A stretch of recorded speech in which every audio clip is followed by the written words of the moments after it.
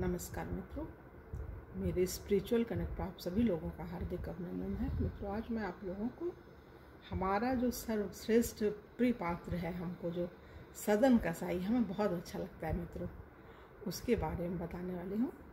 संतों से हम सुनते रहते हैं महिमा, सदन कसाई क्या है, कैसे हैं, तो इसको हमने भक्तमाल की किताब में भी देखा है सदन कसाई का।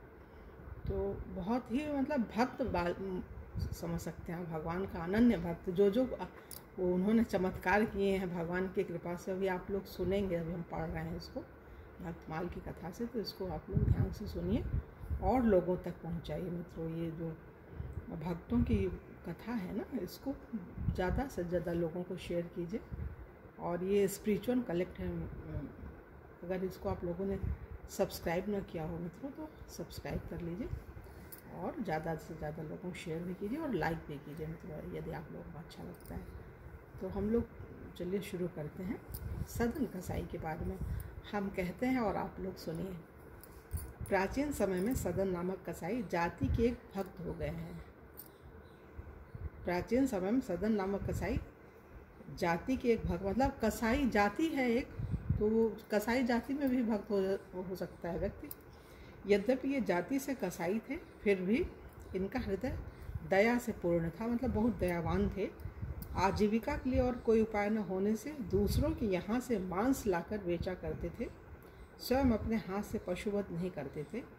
इस काम में भी इनका मन लगता नहीं था, पर मन मारकर जाति व्यवसाय होने से करते थे। सदन का मन तो श्री हरि के चरणों में रम गया था। रात दिन वे केवल हरि हरि करते रहते थे। भगवान अपने भक्त से दूर नहीं रहा करते। भगवान अपने भक्त से दूर नहीं रहा करते। सदन के घर में वे शालिग्राम रूप से विराजमान थे। सदन को इसका पता नहीं था।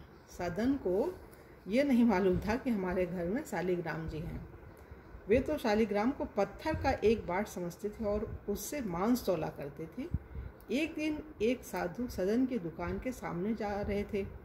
दृष्टि पड़ते ही वे शालिग्राम जी को पहचान गए।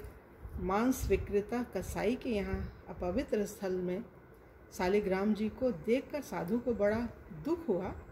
सदन से मांग कर वे शालिग्राम को ले गए अपने घर। सदन ने भी प्रसन्नतापूर्वक साधु को अपना वह चमकीला बाट दे दिया। वो तो तौला करते थे, उससे बाट समझते थे, शालिग्राम की शिला को वो बाट समझते थे। साधु बाबा कुटिया पर पहुँचे।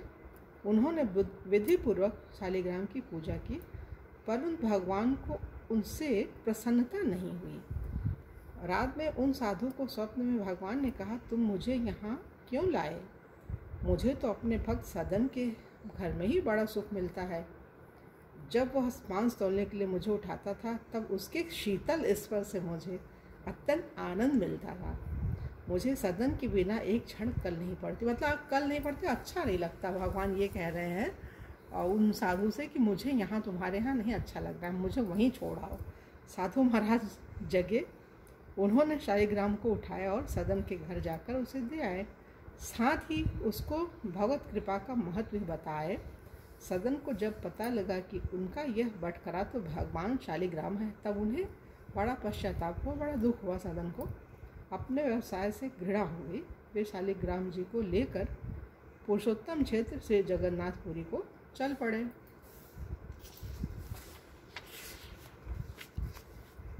मार्ग में संध्या समय सदन जी एक गांव में गृहस्थ के घर ठहरे।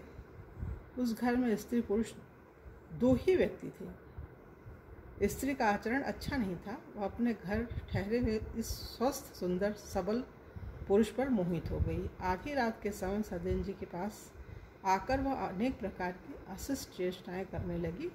यह देख वे हाथ जोड़कर बोले, तुम तो मेरी माता हो, अपने बच्चे की परीक्षा मत लो, माँ मुझे तुम आशीर्वाद दो। उस स्त्री ने समझा कि मेरे पति के भय से ही यह मेरी बात नहीं मानता।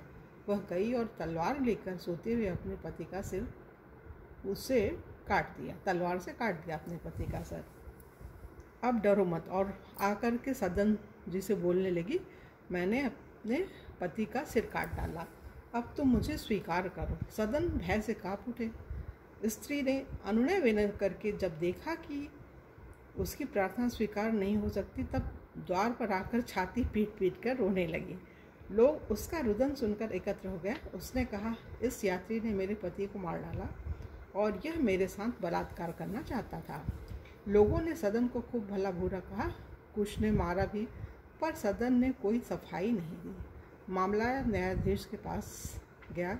सदन तो अपने प्रभु की लीला देख रहे थे, अतः अपराध न करने पर भी अपराध स्वीकार कर लिया। न्यायाधीश की आज्ञा से उनके दोनों हाथ काट दिए गए। सदन के हाथ कट गए, रुधिर की धारा चलने लगी। उन्होंने इसे अपने प्रभु की कृपा ही माना।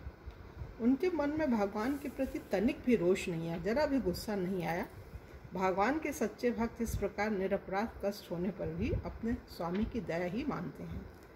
भगवान नाम का कीर्तन करते हुए सदन जगन्नाथपुरी को चल पड़े।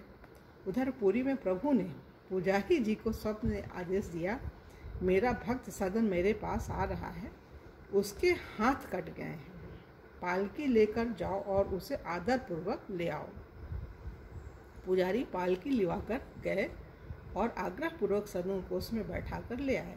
सदन ने जैसे ही श्री जगन्नाथ जी को दंडवत करके कीर्तन के लिए भुजाएं उठाई, उनके दोनों हाथ पूर्वक ठीक मतलब हाथ जुड़ गए, जैसे थे हाथ कटे हुए हाथ में, मतलब हाथ लग गया उनका, जो सब वैसे ही हो गया हाथ। प्रभु की कृपा से हाथ ठीक हो तो हुए, पर मन में शंका बनी ही रही कि क्यों काटे गए, ये हमारे हाथ क्यों कटे।